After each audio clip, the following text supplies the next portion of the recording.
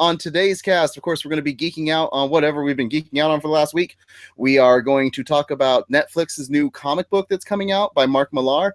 We're going to talk about Spawn casting, The Crow non-casting, Fallout 76, and a whole bunch more stuff. So join in the conversation and have some fun.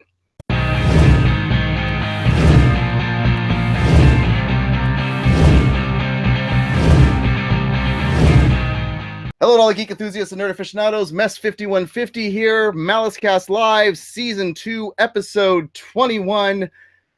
I'm back. I'm not in Santa Barbara this time. I'm here to host with some of our favorites that we usually have on the cast with us again. As always, you have me, Mess 5150 here when I'm not on vacation. Along with me, we also have Masonic Vader. How goes it, sir? It goes well, sir. And I've noticed the beard is slightly trimmed. I got a haircut and they cleaned it up a little bit for me. Ooh, sexy man. I'm trying to compete with Son of Maku and Big Papa Matt. I don't think it's going to happen, but which to that, hello, Son of Maku in the chat room. So also on our cast, we have back with us because she was gone last week as well because she was watching something. Super Hoovian Freak. Just something. Only a little play. I went and caught the last weekend that Hamilton was over in Costa Mesa at the Segerstrom Theater. So that was awesome. That was really fun. They did a good job. I mean, they did a really good job. I really enjoyed the guy that played King George. He was hilarious. For those of you that have seen it, you know, when he does his last song and he's supposed to leave and exit the stage for the John Adams, he does the John Adams song. Mm-hmm. Well, instead of going and leaving the stage, he pulls out the stool and he just sits there and he goes to watch Aaron Burr do his thing. And the guy that was playing him turns around and saw him there and almost broke character, but he started laughing. He played it off and stuff, but it completely threw the guy off. It was hilarious. Good stuff. Nice. And then also on our cast with us, our fourth member for this week's cast. We were going to have a fifth, but we had some technical difficulties and unfortunately Igor couldn't join us. But we have, making up for two spots, Mr. I see Sorrow. Man, what are you saying, dude? Don't take that the wrong way. Everybody's so hurtful lately. Wow, man. That was not meant the way it said. Do you need a seatbelt extension? No. Of course, you have to buy 2 plane seat tickets. I'm the one with all the extra yeah. But yeah, it does seem to be beard trim week. Like 3 dudes at work today showed up and we had all just randomly decided yesterday to trim up.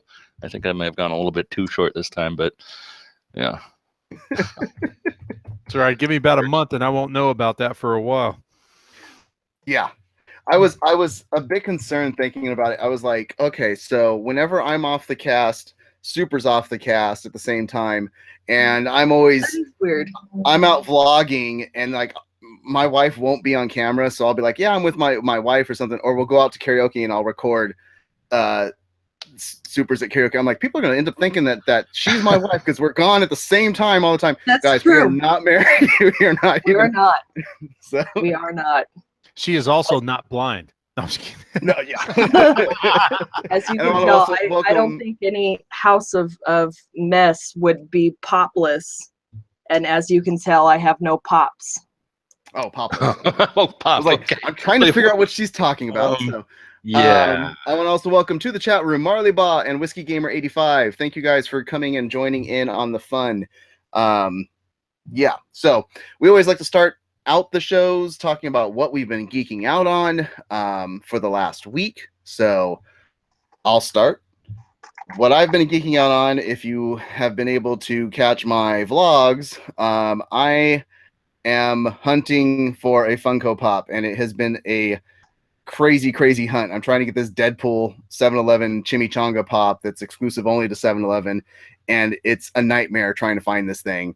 I've gone from Santa Barbara to Los Angeles looking for it, all within my home area as well. It's crazy, but it's a lot of fun. I've had fun. I've met some people doing it, and that's the whole thing. The whole, I think the thrill of pops is not so much collecting them, that's part of the thrill, but I think it's the factor of actually getting out and hunting and trying to find that thing. And once you find it, it's gratifying. When you don't find it, at least try and have fun with it. But that's been what I've been.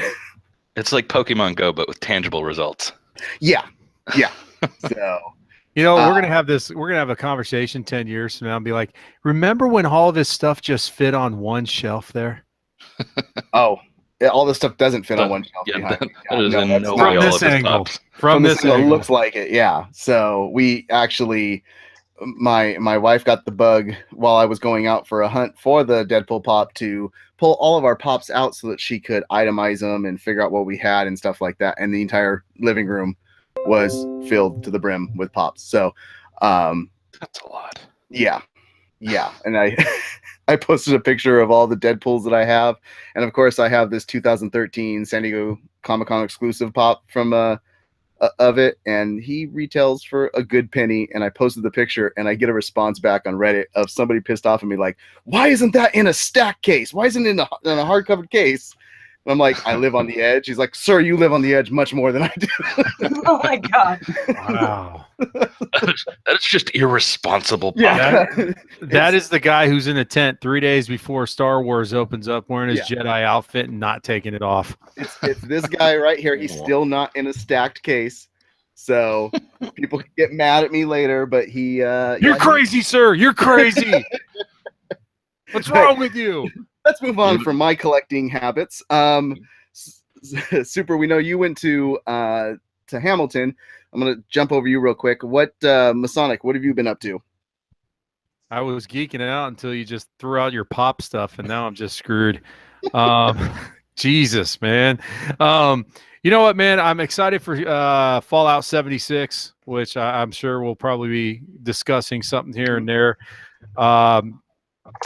Been very my kid had his birthday last week, and oh darn, he got the entire Avengers Lego set, and we're going to be building Doctor Strange mansion tonight. Man, I feel sorry for your feet. Oh no, they're okay. I make him clean them up because I tell him if he doesn't pick them up, they go in the trash can. Good way to get it cleaned up.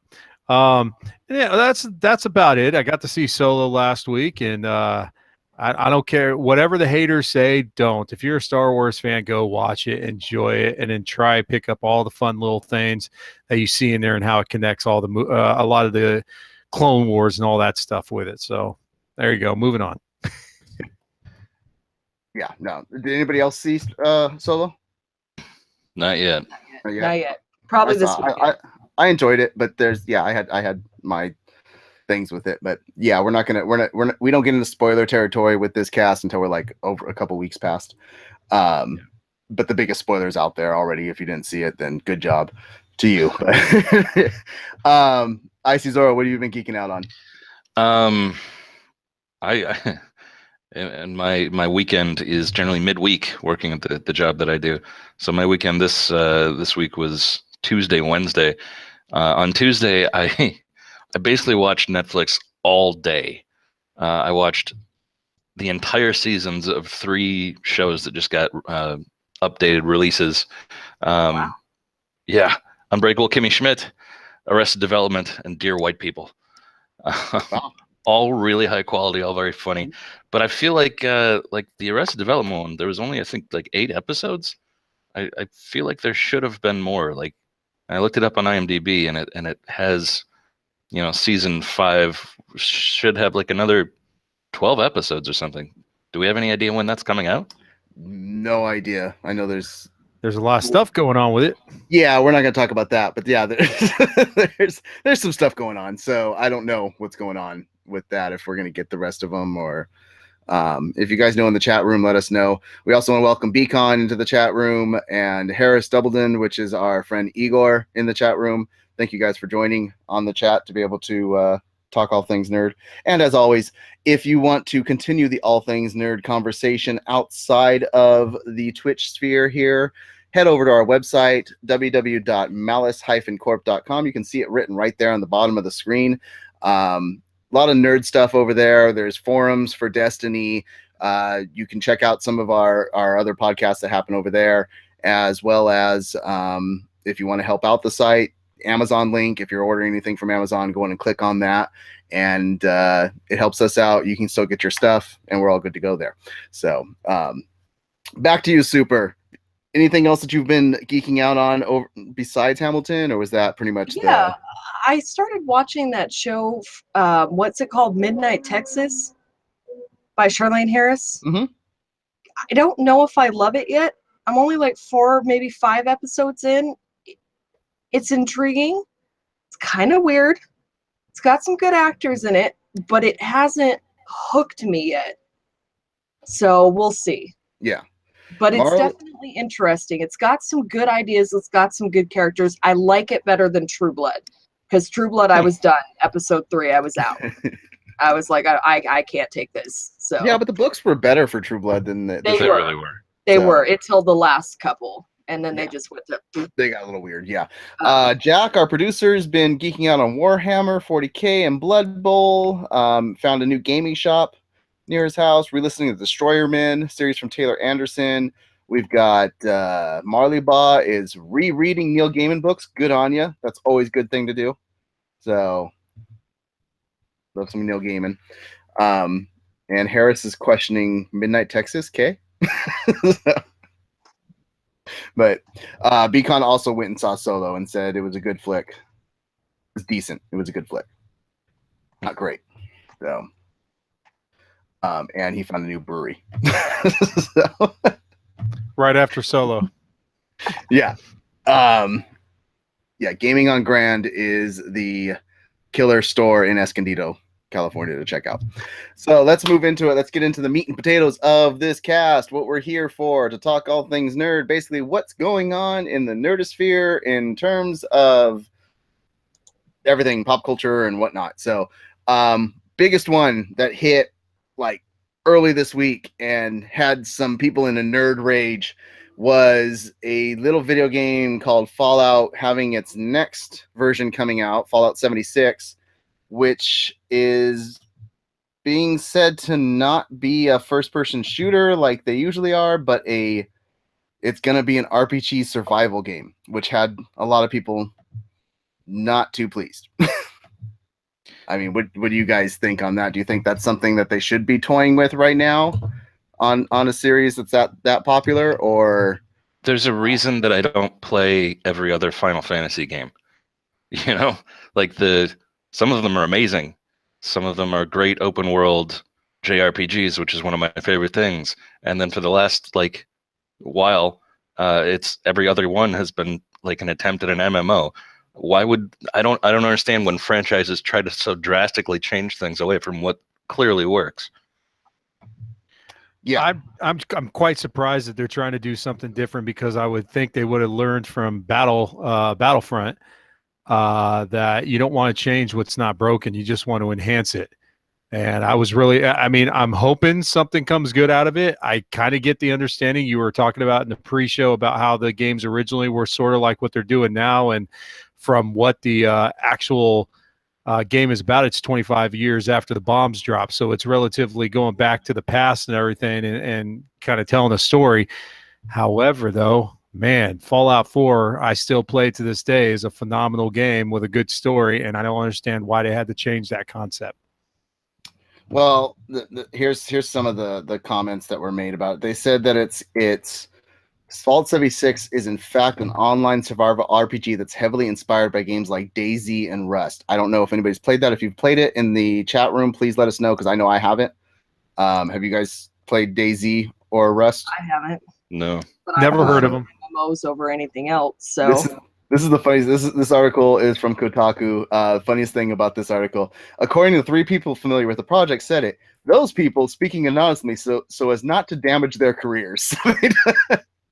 Yeah. Yeah. They're like, we're going to release what's really going on, but we are not telling you who we are. Smart move. I'd like to keep Yeah. my job. They said the game is named after the series Vault 76, which has been mentioned in both Fallout 3 and Fallout 4. According to Fallout lore, Vault 76 was meant to open just 20 years after the nuclear war, allowing for a far less civilized setting than previous games. So that's why they're saying it's more of it's going to be a survival game, I guess. Makes sense. Yeah, so when I was looking at the previews for it, it looks like, because I remember them mentioning the games, it's going to be in Virginia. If you haven't seen the trailer yet, it looks like it's right at the point where they thought that after 25 years, it would be safe to go out there. And I think that's where the premise is going to be, is everyone's going to go out there. And the guy who's actually the character you're going to be is probably going to be the last guy out of the vault. And I think that's where the game's going to take us. Okay. Yeah, the only thing I don't know, because they said it's online survival, so is it MMO style? That's the only thing I haven't been able to. Nothing that I've seen that said MMO. MMO. I don't know. Oh. Yeah, I don't understand. I guess since we haven't played Daisy or Rust, we don't really understand what they mean by pulling online elements from those games. So, yeah. Did anybody say? Well, if it's like the 7 Days to Die that I've seen Jack play, it's very much like hunter gatherer. You go out, you find your food, you have to build your stables, or in the stables. You have to build your shelter. You have to, you kill the monsters as they come to you, and there's still a plot and there's still a game, but you're not just like running by and your pack is like magically filled with food. You know what I mean? Like you have to go out and actually like kill your own food. Yeah, unless you're Jack, because if you watch Jack's streams here on Twitch of those games, he just dies over and over again. You've died of dysentery.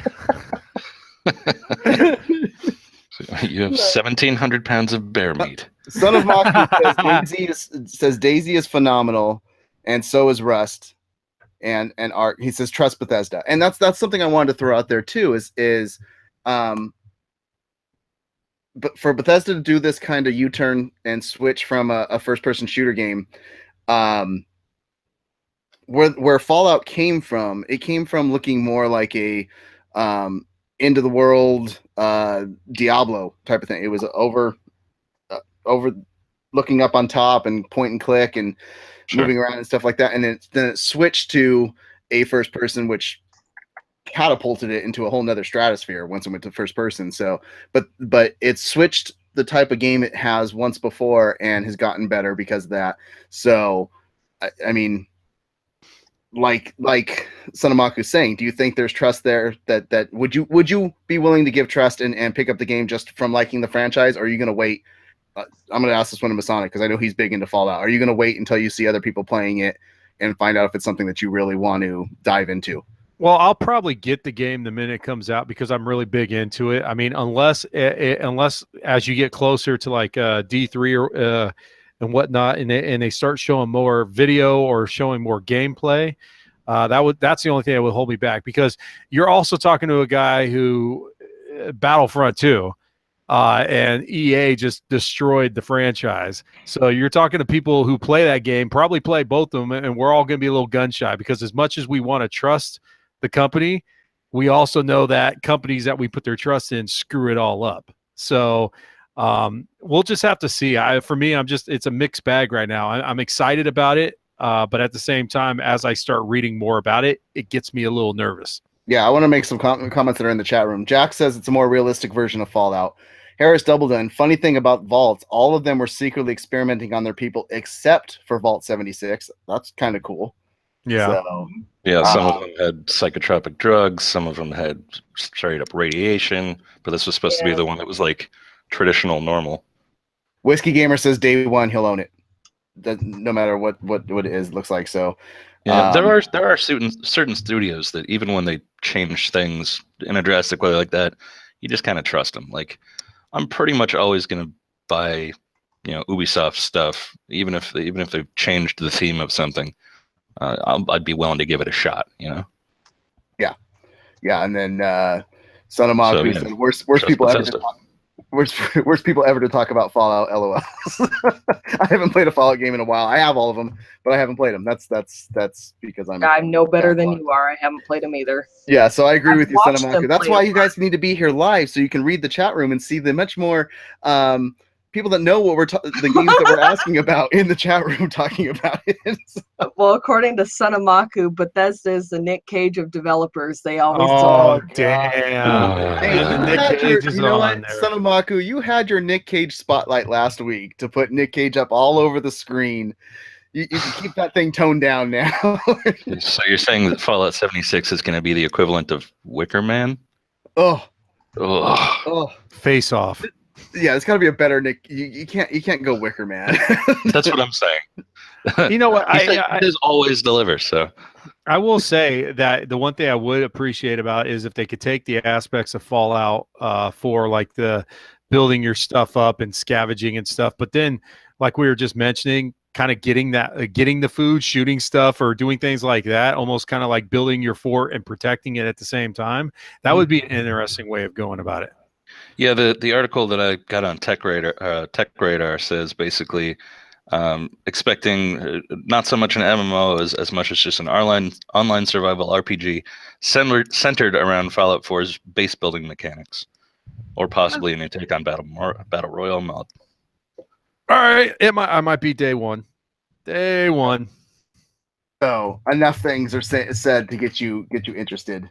Yes, just as long as the video that doesn't come out looks like complete pud. Well, I mean, the first trailer that came out looked pretty good, and we should be getting more here pretty quickly once we get to E3. That's really getting close now. So, yeah. So, moving on, and some of the things that were shouted out in the chat room as well. Like I said, if you want to check out some of our other podcasts, we have quite a few. Mr. Masonic Vader here hosts Malice Corp Smack Talk. It's our it's our WWE wrestling podcast that we do weekly. That's out right now on iTunes and Stitcher. Just look it up, Malice Corp Smack Talk. We also have Quest for 100, which is a podcast with Beacon and Big Papa Matt talking about watching 100 films in a movie theater in one calendar year, and if it's even possible to do, if they're going to be able to do it or not. I know it's a little rough with the movies that are in the theaters right now. And we have. They didn't say 100 good movies. Yeah, exactly. You have Nerd Mosh Pit, which you can see here on the Twitter handles for Mosh Pit. That's just another great group of guys that are talking about all things nerd. And then I just saw in the chat room, Comics for All is going to be coming back soon for its 3rd episode. It is the conversation that you have at conventions and at comic shops with some great people. So look up all of those on iTunes and Stitcher. If you're over there on those, go ahead and drop a review letting people know what you thought of them. 5 stars are very appreciated. It lets other people know that we're doing these casts and getting them out there. Yeah, not to mention MaliceCast TV Talks, which we do about various shows. Do that on Twitch. I don't have any audios of those up. Yeah. But you can it's all sign Twitch language. It's all Monday. Sign language. Yeah, it sucks. Oh. That's terrible for podcasting. Every Monday. Let's move on to our next subject. Next subject is we are talking some casting news. That was the next big thing that was going on this week. We talked about this a little bit a few months ago. And it was that Todd McFarlane is still committed to getting Spawn back on the big screen, and that it was following suit of what Logan did in the box office, that he's like, it's time. I can get a good hard R superhero film out there and do Spawn right. You know, he's holding complete control of it, doesn't want to let anybody else touch directing of it or anything like that, which is kind of that's a hard part for me right there, is having a comic book writer decide to direct the film. He's never directed, has never done anything with films before. So, but what they said this week in the big news casting, Jamie Foxx is going to be playing Al Simmons' Spawn. First reactions on that. Electro. What do you guys think? Electro. Sorry. Oh, that's the funny thing, is everything I've been hearing from people is like, oh, he's so good doing this role and that role. You're the first person that I've heard bring up Electro. Like I think it's just erased from people's minds. No, not erased. Just no. Fried. I still have flashbacks of that. Yes. Yeah. I mean, yeah. Usually he is pretty good, but it sounds like the way that they're going to be using him, it's like, why even bother it? Well, yeah, they're not at all. The quote from McFarlane, he says, "I don't actually intend to show him from head to toe in the movie. You're never going to get a hero shot. Basically, the camera won't even be following him. The camera will be following humans. So Spawn is going to be like actual Spawn is going to be like a background player in this Spawn Is this movie. gonna be Hardcore Henry, but Spawn version? Maybe. Well, no, that's okay. So the way that he explained it was that it was the story was going to revolve around a female cop and her dealing with supernatural things going on. And so it was like, okay, so it's not a Spawn film, but it's going to be about Spawn. I'm just curious about why would you cast somebody at that caliber, name quality to not a talk? role that doesn't talk and is taking place in the background? Or is it going to be, we're only going to see Jamie Foxx if we get an origin story again for the first 3 to 5 minutes as Al Simmons, and then you'll never see him again. So it would be like the comparison that Masonic made in the pre-show. It's gonna be like Wade Wilson at the end of Origins, where they're just gonna shut him up and he's just gonna be Jamie Foxx's eyeballs or something. I don't know. God, I hope not. I don't get it, only because Spawn's for the first movie, Spawn, when they did Spawn the first time, there was a lot behind it. A lot of people were excited about it, and I think between the crappy CGI, which at the time was good, and the overcasting of people, they just had too many people in that movie, and it just took away from the movie as a whole. You would think that if Todd McFarlane really wants to make Spawn happen, they don't cast somebody like a Jamie Foxx, where I see him as Electro, but I also see him as Ray Charles, or I see him in Living Color. I don't see him Spawn as Emma Jones. Yeah, I don't see that. I mean, Django Unchained was a good flick, but it's once again not Spawn wise. And I would hope that he kind of reconsiders. I mean, he's not going to. It's not like he's listening to our cast. And if he does, please let us know. Of course he is. He's a great fan of the cast. I'm going to pull a Big Papa Matt now. He always listens to our cast. I was reading articles and stuff about this. The director wrote this role with Jamie Foxx in mind. Like, they're not going to switch it, which blows my mind. But he specifically was like, I wrote this role. I had it for Jamie. I approached him. He wanted to do it. Bing, bang, boom. Here we are. Like, yeah, because I guess he was going really heavy after it to do that. So, but must see some value in it, I guess. I mean, who knows? Maybe he pulls a Ryan Reynolds in the Deadpool and it makes it happen. Who knows? I mean, if he's hell bent into it, maybe it might happen.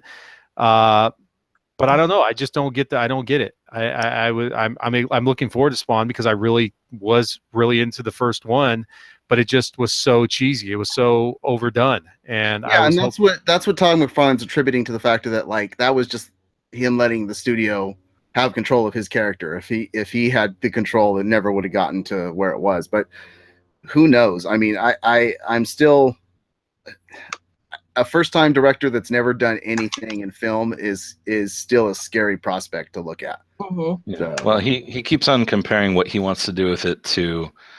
He said Spawn will be the equivalent of the shark in Jaws. Like it's what the story is centered around, but you don't really see it that much. Yeah. So it's like the first Alien again, you know, and then it goes back to my point again of, like, then why do you cast somebody? I mean, the only reason that you would cast Jamie Foxx in it is if the plan is to have sequels, which I'm sure is the plan, and then you have three movies in mind. Yeah.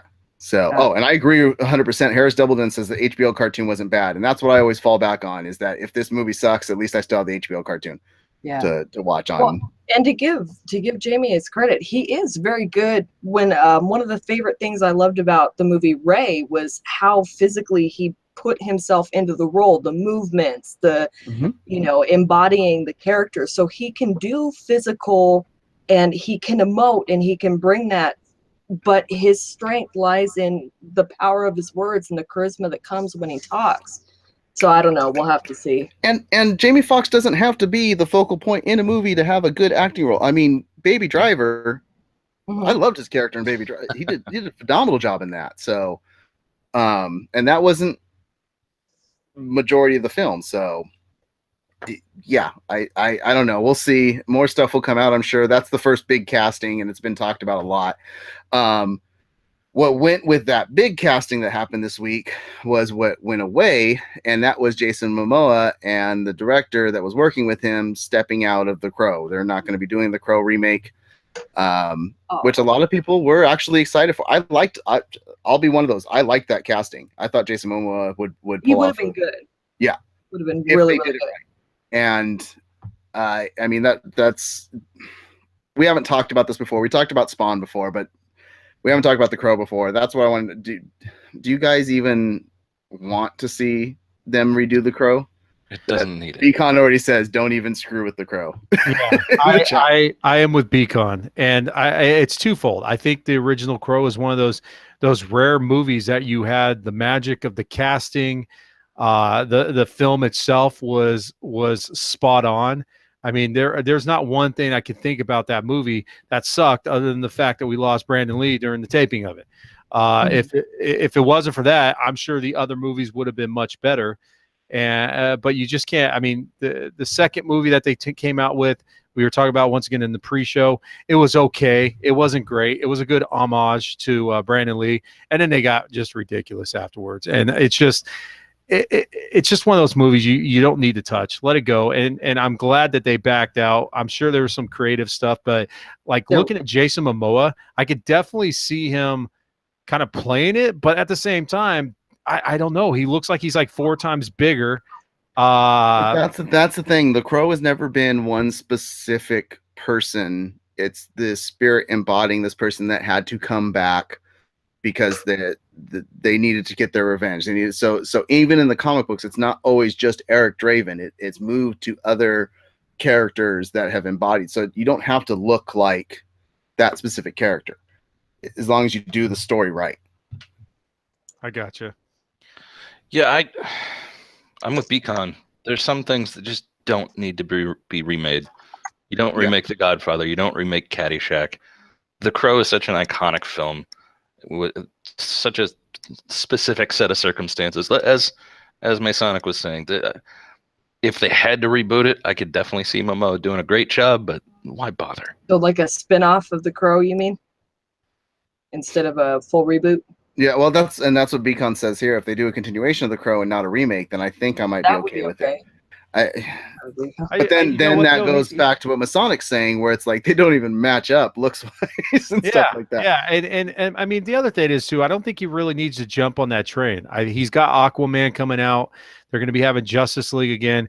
I think he's got a good sitting right now to where he could do more of the movies with Aquaman, build the character up, eventually find something to the side. But I mean, I honestly am.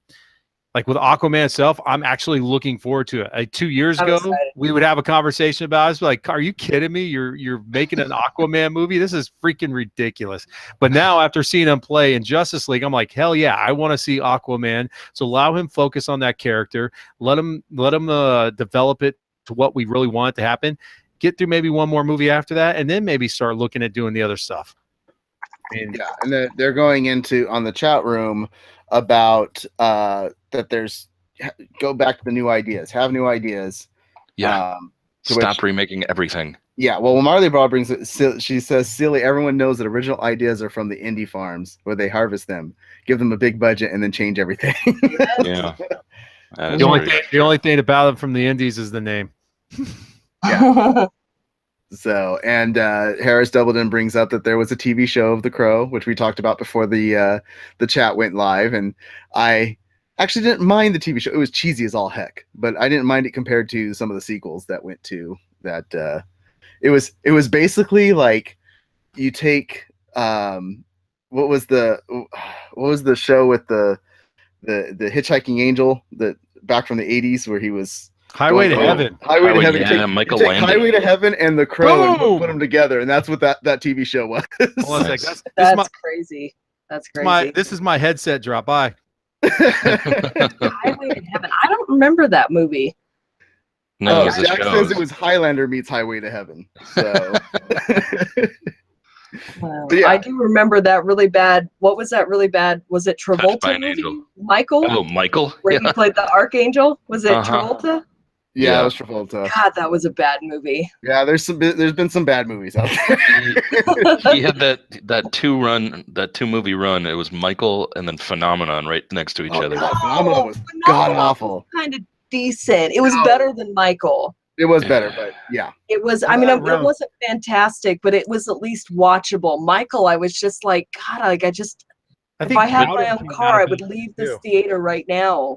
I'm Jack trying to says remember. we Killer Clowns too. Welcome to MaliceCast, where we talk about the loves of Nick Cage and the terrors of John Nick Cage. Travolta. Of John Travolta.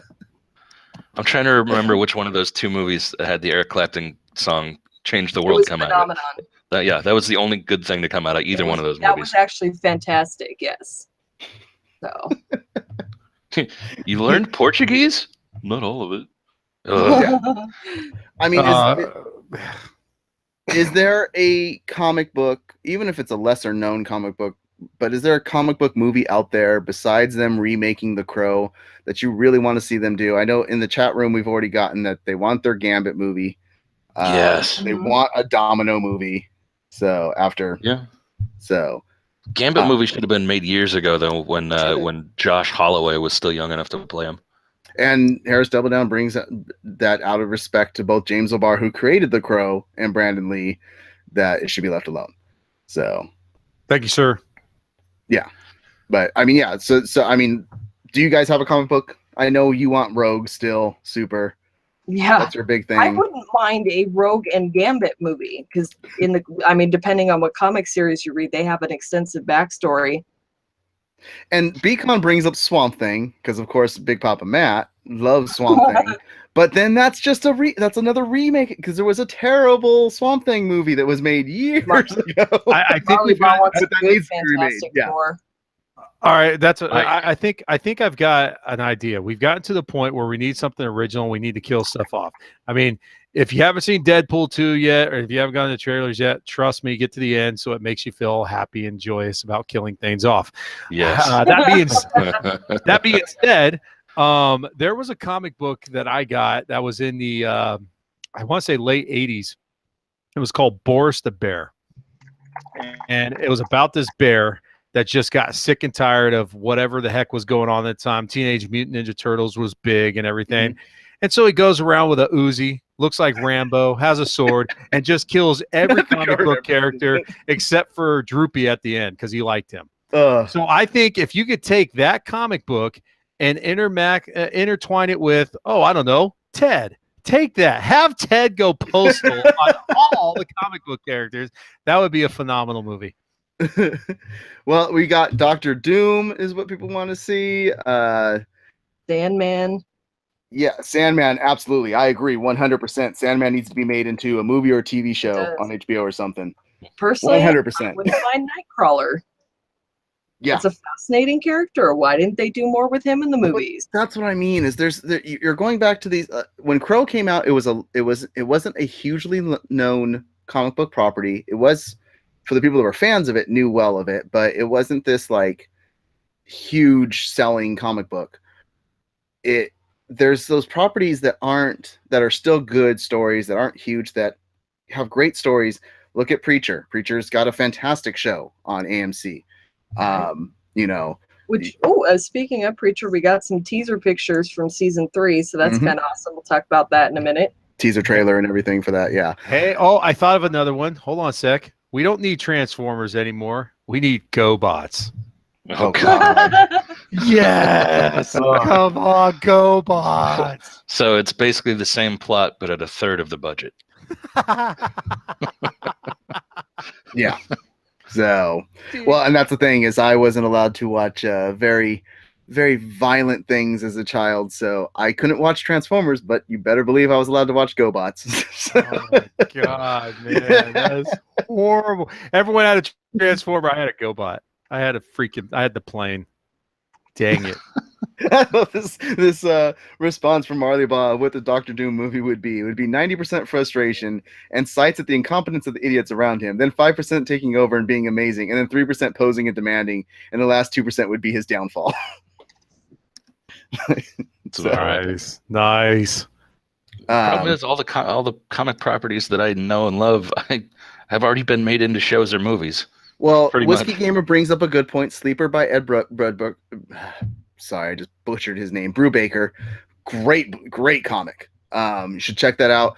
Also, anything Brian Michael Bendis put his hands on, there's a fantastic story that he did about like the whole Elliot Ness Capone story. That's a fantastic story that would be great into a movie form. So there's stories out there, guys. Go check out the comic books, dive into them. If you want help with finding out some good stories to look up, head over to our friends Turbo Comics over on Facebook, or they're on Twitter at Turbo Comics ID. They're the premier comic shop from Idaho, and they will send you out whatever you're looking for. Or if it's a little harder for you to deal with things that way, once again, hit that Amazon link, go look up stuff for trade paperbacks, and get the stuff sent out to you from Amazon through our website. So, yeah. So moving on, last bit of news that we wanted to talk about, leaning into the comic book side of things. So Netflix is getting into the comic book world. Did we hear about? Yeah. Yeah. Have you heard about this? You seen this? Actual print, right? Actual print. Like you're not just going to be downloading comics on your screen? Nope. This comic is going to be published by Image Comics. Basically, what they're doing is they are solidifying these stories to be something that they can create into an IP on Netflix later and have the rights to it already. So what happened was comic book properties are becoming so popular as motion picture entertainment. Let's just seed that stuff. Exactly. Let's create our own comic that we can later turn into a show. That's brilliant. Yeah, because what happened was Netflix acquired Mark Millar's comic book company, Millar World, last August, just to expand their development of original properties. Once again, Mark Millar, in my opinion, one of the best writers in comic books right now. He gave us Kick-Ass. He wrote the Wolverine Old Man Logan story. Was part of Civil War. The guy is a genius when it comes to comic book writing. I love everything that he puts his hands to. He wrote this story about wizards, and the big thing with Mark Millar that's huge with this comic book that's coming out is he wants to make first print issues back to being a big thing, being a big deal with comic books. And I want to know if this is something that you guys could get behind. He already released one issue of Hit Girl, one of the comics that he was doing, and he did one print on it. There was no second printings. You couldn't get it unless you bought it when it came out, to make it well worth something. This entire series, it's called The Magic Order, is going to be a first print only, and then after that, you get, if you want it, you have to buy it online, $3.99 for a digital copy. Do you think that's a good thing to do with comics now? Do you think that's a way to get interest back into people going out and searching for the paper versions of the comics? Because it has been an industry that has hit some hard spots of people actually searching out and going out to get the printed page. Oh yeah, it's brilliant for a couple of reasons. It creates rarity and it creates limited supply, so it will meet the demand. And that also makes the actual physical copy more valuable. People have fun going out looking for it, like you were looking for your pops. Yeah, and as long as the story is solid, that'll be a huge thing. Like, I kind of want to find out. I don't even know if I have a comic book shop at my town. I kind of want to find out, because just what I'm reading about this comic looks interesting to me. I want to read that, and if I'm going to read it, I might as well get an actual copy of it. Well, and that's the big thing. So going to your point that you said, Zorro, apparently the first issue has received more than 140,000 orders, which a typical top selling issue of a monthly comic, gets anywhere from 100,000 to 200,000 orders. So this is, I mean, well, and also trust the Netflix guys, because remember, they consistently make really good both creative and business decisions. You remember when they split the two different fees?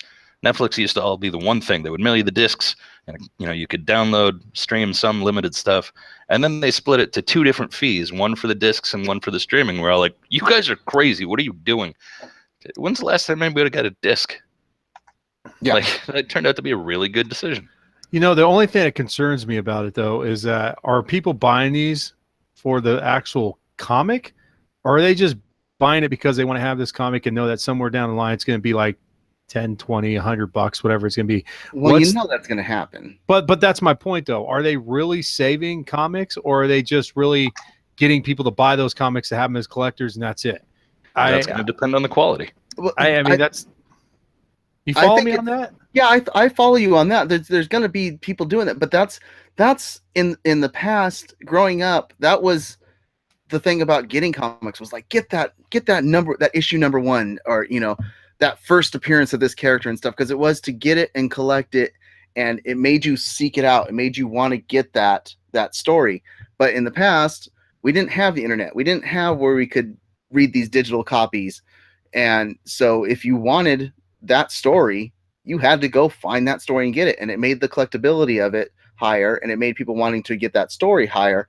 I that's why I'm wondering if, yeah, you can still read the story if you really want to read it, but this gives a boost back to the comic book industry to make it something worthwhile to seek out, to try and find, to create that hunt. I mean, yeah, I guess what I'm trying to go to is this: is that I first of all, I don't like digital comics. Mhm. I think you need to have them in your hand. You got to feel the pages. You got to turn the pages. That's where you really get involved with the comic book. And I know if Igor was on here right now, he would be telling you that we weren't buying comic books to get the first issue. We're getting comic books because we read the first issue and because we're interested in the character, and then we go get issue 2 and 3 and 4. And we're not thinking that if we just put that in a nice, safe place, that in 20 years you're going to be a rich man, kind of thing. It was all just, hey, we wanted that comic book because we love that character, and we just wanted to keep buying the comics.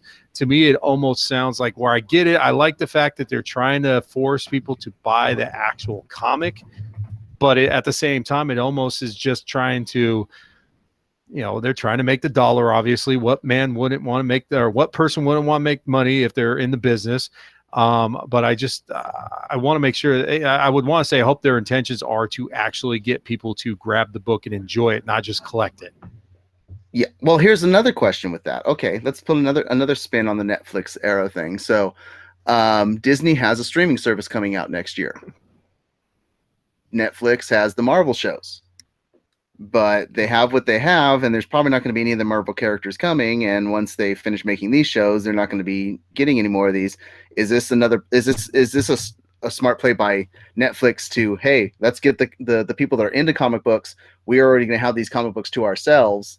So when we lose the opportunity to have Marvel TV shows on here because Disney has their own streaming service that's going to be competing against us, now we have these other great stories.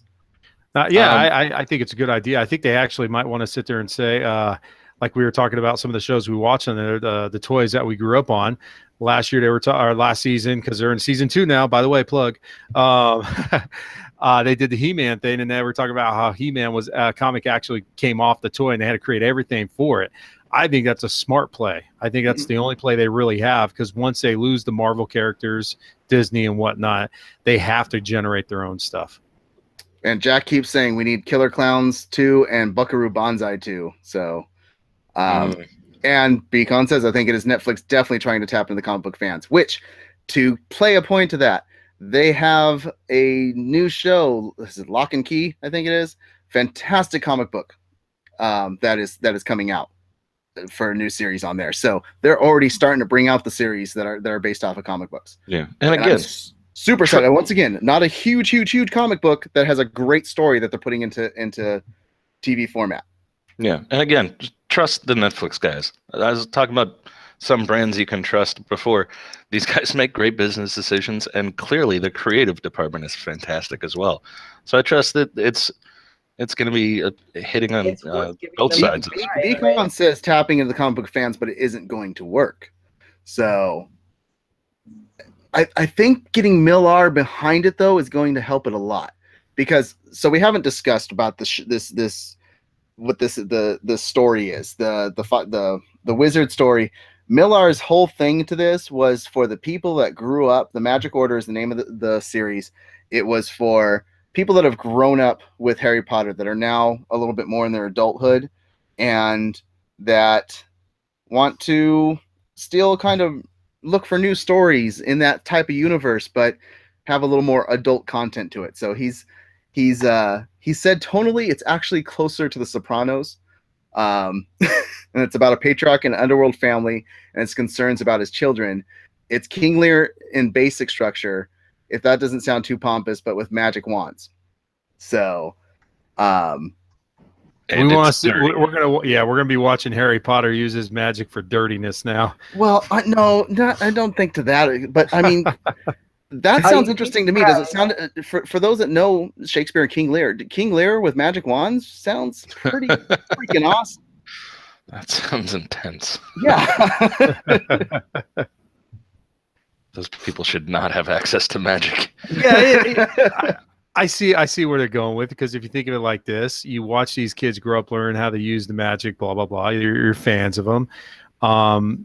Would it be interesting to see a show where they take the same kind of scenario where they've trained and learned as kids, and now they're out on their own with their own magic? It's like, what the hell? Let's see what they do with it. Do they go robbing banks? Do they go helping people? Do they just whatever they do? It would be interesting. And then how long is it till we end up with wizarding procedurals?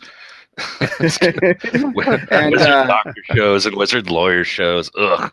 Igor has mentioned that it's actually IDW comic book publisher that is making the Lock and Key show for Netflix, which that makes me happy too, because IDW did 30 Days a Night, fantastic story. The movie not as good as the story, but they put out some great stories as well. So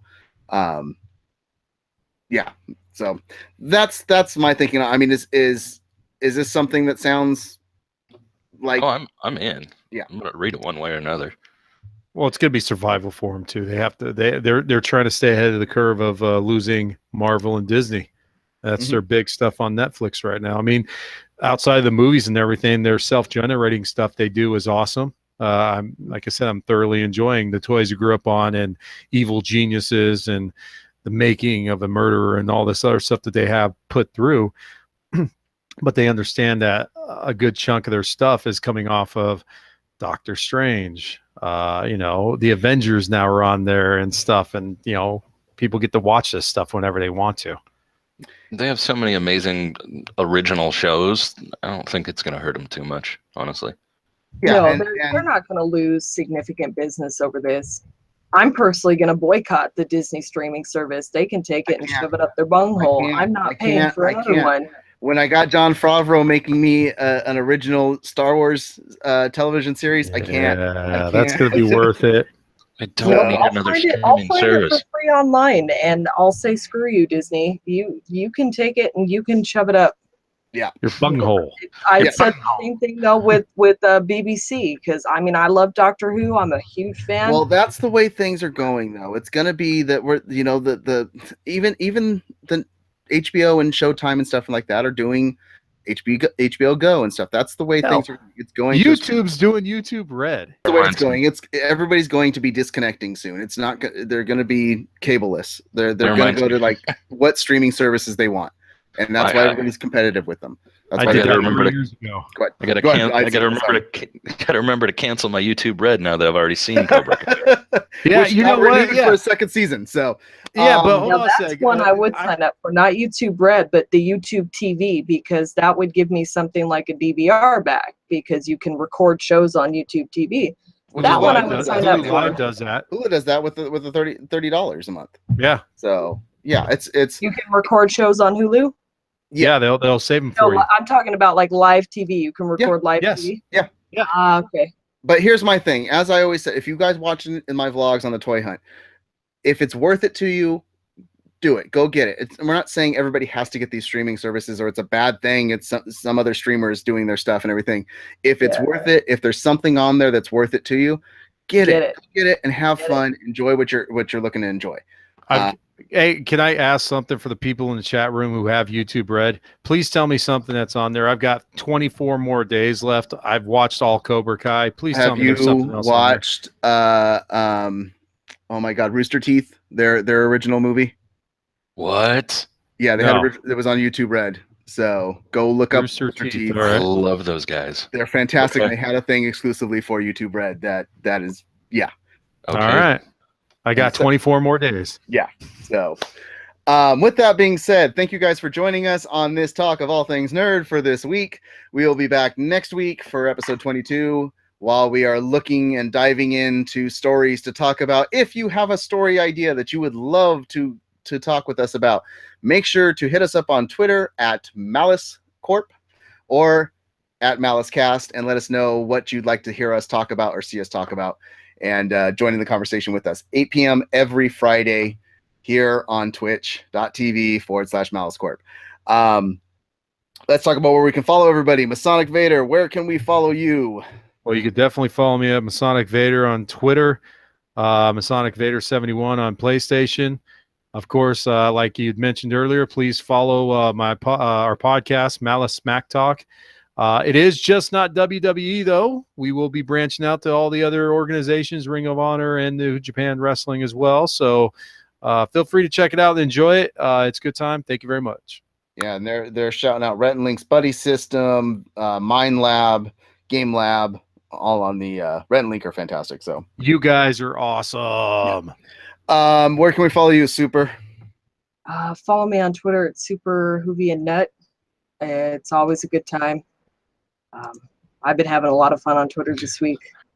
We're going to be starting, Preacher's coming back like we were talking about, so we're going to be interacting with that cast again, kind of like we did on Timeless, or at least I was doing on Timeless, but this time we'll have Mess tweeting with the cast and all that good times. So I don't know what's going on with Preacher, but I know we got Resurrections and Top Hats coming. That's all I know from the preview.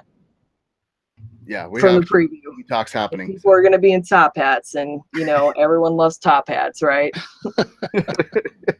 I see. Where can we follow you? At ICZora on both Twitter and Instagram. Awesome. Yeah. And you can follow me on Twitter at @Mest_MaliceCorp. You can follow our producer, Jack Malice, at Jack_MaliceCorp.